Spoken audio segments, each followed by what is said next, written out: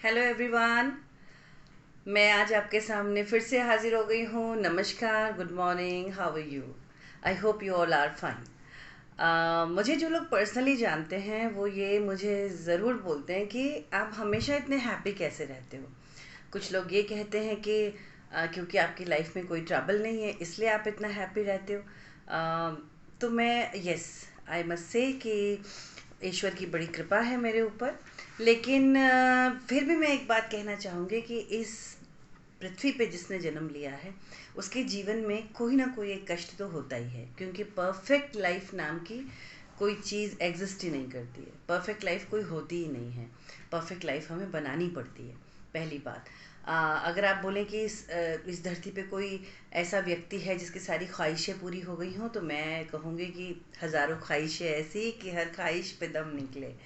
सो खुश रहना सीखना पड़ता है। खुश रहना वो एनवायरनमेंट हमें क्रिएट करना पड़ता है। अगर कोई व्यक्ति बहुत ज़्यादा चिंता करता है, बहुत ज़्यादा दुखी रहता है, तो अगर आप उसको ये सलाह दें कि सोचो मत, मेरे ख्याल से इससे ज़्यादा मूर्खतापूर्ण कोई सलाह हो नहीं सकती। क्योंकि अगर मेरे बॉडी के किसी पार्ट में पेन हो रहा है तो पेन हो रहा है। आप मुझे ये सलाह नहीं दे सकते कि आप उस पेन के बारे में मत सोचो, तो वो पेन नहीं होगा। मुझे क्या सोचना होगा, मुझे कुछ ऐसा करना होगा कि अपने ब्रेन को ये मैसेज देना होगा कि उस पेन से ज़्यादा इम्पॉर्टेंट भी कोई चीज़ है। जैसे ही ब्रेन के पास ये मैसेज जाएगा कि इस पेन से ज़्यादा इम्पॉर्टेंट कोई चीज़ है, तो वो पेन सबसाइड हो जाएगा, छोटा हो जाएगा। अगेन मैं कुछ चीज़ों पे बिलीव करती हूँ कि इस तरफ बैठ के प्रवचन देना, preaching is the easiest thing to do. सबसे आसान काम है खुश रहिए कहना। लेकिन अब मैं आज आपको कुछ ऐसे टिप्स दूंगी जो मैं फॉलो करती हूँ, जो मैंने देखा है, जो मैंने सजेस्ट किए हैं और जिससे पॉजिटिव रिजल्ट मेरे पास हैं कि लोगों की लाइफ में हैप्पीनेस आई है ना। आपके दुख नहीं है आपके जीवन में, ये नहीं हो सकता। दुख तो होगा, जब इस पृथ्वी पर जन्म लिया है तो कोई ना कोई आपका सोल पर्पस है, उसको पाने के लिए दुखों के से होकर ही गुजरना पड़ता है। हमें उस दुख टेम्परेरी, मेरे सपोज मुझे अभी यहाँ पर पेन है, लेकिन मैं अब पूरा 24 घंटे इस दुख में नहीं बिताऊंगी। मैं इस पेन के साथ जीना सीखूंगी, इसी के बीच में खुशी के पल भी लाऊंगी। ये आप ट्राई कीजिएगा। सबसे पहले जो मैं आपको बताऊंगी वो है एस्ट्रोलॉजिकल रेमेडीज़। एस्ट्रोलॉजिकल रेमेडीज़ में सूर्य अगर हमारा थोड़ा सा मजबूत हो तो खुशी का एहसास ज़्यादा होता है, वो हैप्पी हार्मोन्स ज़्यादा हमारे निकलते हैं। तो जो भी लोगों के जीवन में नेगेटिविटी है, कहीं ना कहीं बहुत ज़्यादा चिंताएं उन्हें रहती हैं, खुश होने में तकलीफ होती है, वो सबसे पहले थोड़ा सा एक कष्ट उठाना पड़े। देखो, एफर्ट्स तो आप ही को करने पड़ेंगे ना, बीमार आप हैं तो आप ही को। अब आप बोलेंगे हम दुखी हैं इसलिए हमसे ये नहीं होता, ऐसे फिर इसका मतलब आप उस सिचुएशन से बाहर नहीं आना चाहते। अगर आप उस सिचुएशन से बाहर आना चाहते हैं तो एफर्ट्स भी आप ही को करने पड़ेंगे। And I am asking only for 47 days. आप अपनी मुझे लाइफ के 47 डेज दीजिए। जो जो चीज़ें मैं आपको बोल रही हूँ और बहुत इजी टू डू टिप्स मैं आपको दूंगी, वो करने के बाद कितना परसेंट आपकी लाइफ में हैप्पीनेस आई, आप मुझे बताइएगा। कितने आप, अब परिस्थितियाँ नहीं बदलेंगी आपकी, मैं ये नहीं कह रही हूँ कि मैं जो ये आपसे कह रही हूँ इससे आपकी परिस्थितियाँ बदल जाएंगी, अचानक से आपकी जॉब लग जाएगी, लॉटरी लग जाएगी। नहीं, इन्हीं परिस्थितियों के साथ आपको अपने लिए खुशी के पल चुराना भी आ जाएगा, खुश रहना भी आ जाएगा। आपको समझ आ जाएगा कि this is the part of life. जब पृथ्वी पे हम जर्नी कर रहे हैं, अगर हम बस में बैठकर एक स्थान से दूसरे स्थान पर जा रहे हैं, तो उस बस की जर्नी में जो जो ह्यूमिडिटी है, जो कहीं बस पंचर हो गई है, कहीं ऐसा ऊबड़ खाबड़ है, तो उस जर्नी में वो सब सहना पड़ता है। लेकिन इन बिटवीन हम नज़ारों को भी इंजॉय करते हैं, इन बिटवीन हम गाने सुन लेते हैं, वहीं से खुशी के पल चुराने होते हैं। इट्स लाइक दैट, है ना। सिचुएशन चेंज नहीं होती है किसी की भी, वो तो हम जो एफर्ट्स कर रहे हैं उसके बाद ही चेंज होंगी। सबसे पहले थोड़ा 47 डेज तक आपको जल्दी उठना है।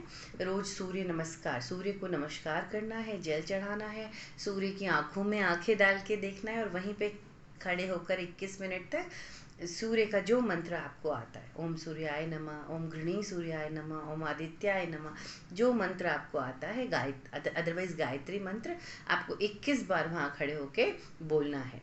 ठीक है।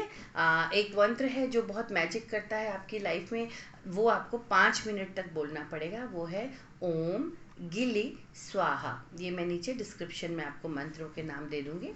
5 मिनट तक वो मंत्र बोल सकते हैं। तो ये आप अपने जो ये आपके इंडेक्स फिंगर है, जो गुरु की फिंगर है, इसमें तो 47 डेज के लिए कोई सोने की रिंग डाल दीजिए। पुखराज नहीं बोल रही हूँ मैं, कोई भी गोल्ड की रिंग छल्ला वो नहीं हो तो एक पीला धागा 47 डेज तक आपको बांध कर रखना है।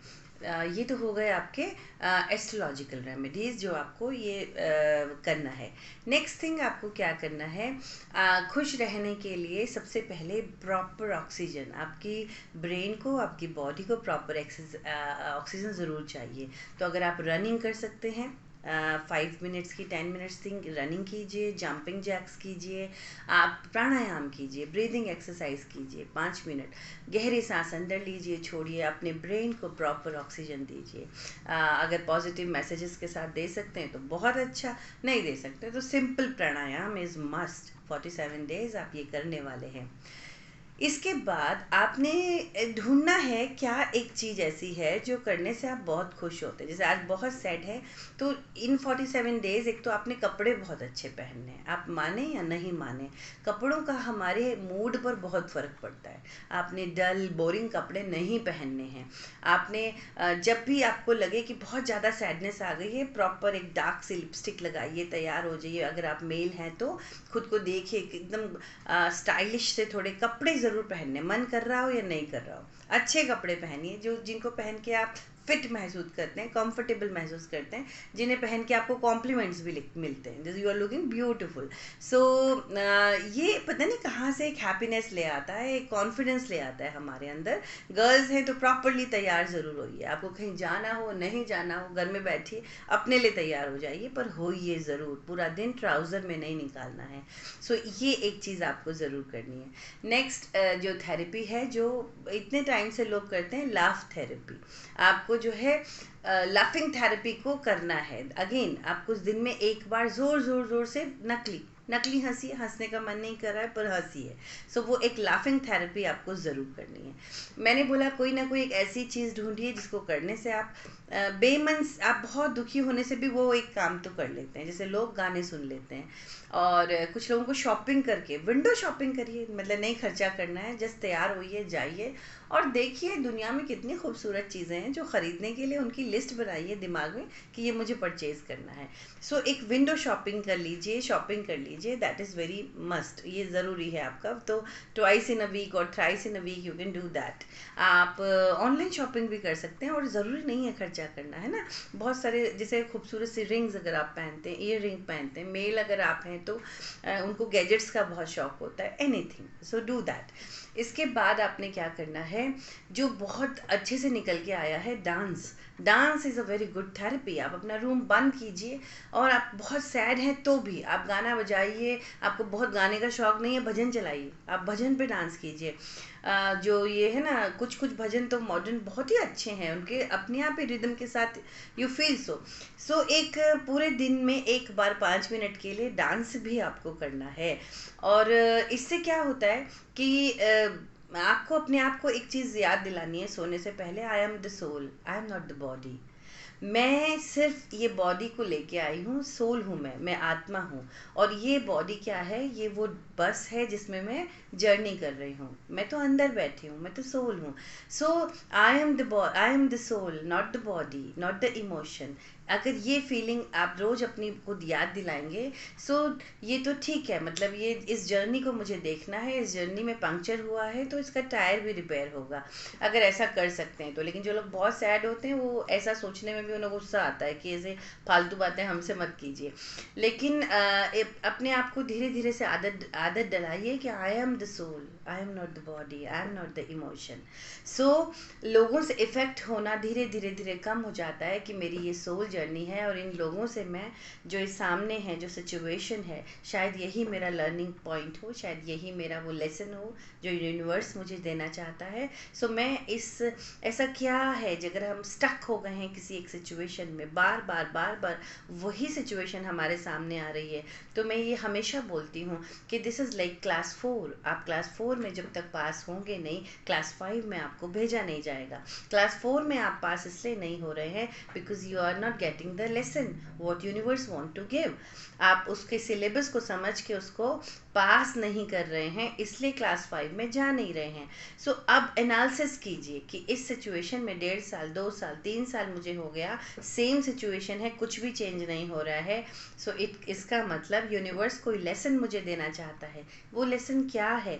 अगर लेसन समझ में आ जाए, जैसे क्या आपको फॉरगिवनेस सीखनी है, क्या आपको दया सीखनी है, क्या आपको ईगो को ख़त्म करना सीखना है, क्या आपको इक्वालिटी सीखनी है, हो सकता है बहुत ज़्यादा एनालिसिस करके आपको समझ में आ जाए। नहीं समझ में आ जाए तो मेरे पास आ जाइए, मैं आपका सोल पर्पस और वो लेसन आपको बताने में आपकी मदद कर दूंगी। अदरवाइज़ अगर आपका सिलेबस समझ नहीं आ रहा है, लेसन समझ ही नहीं आ रहा है लेना क्या है, सो क्या करना है, रोज़ रात को भगवान के आगे प्रेयर करनी है, प्लीज़ मुझे माफ़ कर दीजिए, जो लेसन इस धरती पे किसी को भी मैंने दुख दिया है तो मैं उससे माफ़ी मांगता हूँ, और इस जन्म में या पहले जन्म में जिन्होंने मुझे दुख दिया है मैं उनको माफ़ करता हूँ। और भगवान मुझे नहीं समझ में आ रहा है, universe what lessons you want to give me, but I surrender myself, मैं आपके सामने नतमस्तक होकर स्वीकार करता हूँ, जो भी परिस्थिति है मैं उसको हंस कर या रो कर निकाल ही दूंगा, और फिर मुझे आप अगले लेसन की तरफ लेके जाइए। ये अगर रात को कर सके तो बहुत अच्छा, नहीं तो जो दिन की मैंने आपको रेमेडीज़ बताई हैं वो ज़रूर आप ट्राई कीजिएगा, है ना। और जिस एक आस्तिक लोगों को दुख कम होता है, सॉरी ज़्यादा होता है, ऐसा देखा गया है।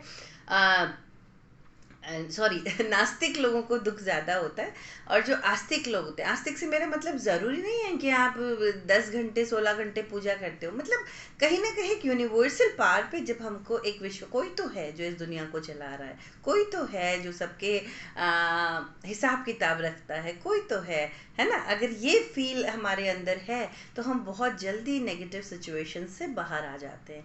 तो खुश रहना एक आर्ट है। खुश रहने के लिए ज़रूरी नहीं है कि सबकी लॉटरी लग जाती है, सबके पास बड़ी कार होती हैं, सब आप किसी की भी लाइफ में, जो फेसबुक की लाइफ है, जो ट्विटर की लाइफ है, जो इंस्टाग्राम की लाइफ है, वो बिल्कुल अलग, वो फेक, और रियल लाइफ बिल्कुल अलग।